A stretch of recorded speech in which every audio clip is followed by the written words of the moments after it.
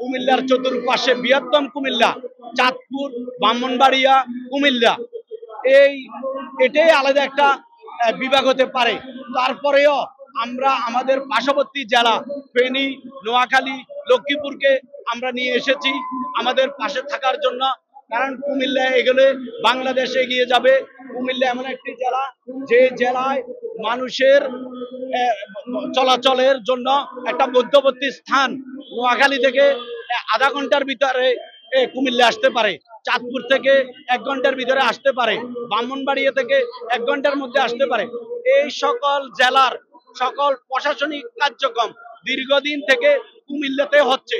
কারণ সকলের শিক্ষা বোর্ড কুমিল্লা, তাদের আয়কর অঞ্চল কুমিল্লা, তাদের প্রশাসনিক কার্যক্রম কুমিল্লা। তাহলে বিভাগ কুমিল্লা হলে তাদের সমস্যা কি?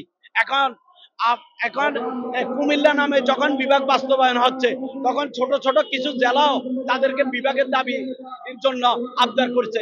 আবদার তারা করতে পারে, কিন্তু যুক্তিগতা এবং তাদের সেই কাঠামোগত অবস্থানগত আছে কিনা সেটা সরকারের ব্যক্তি বিশেষ দেখা উচিত।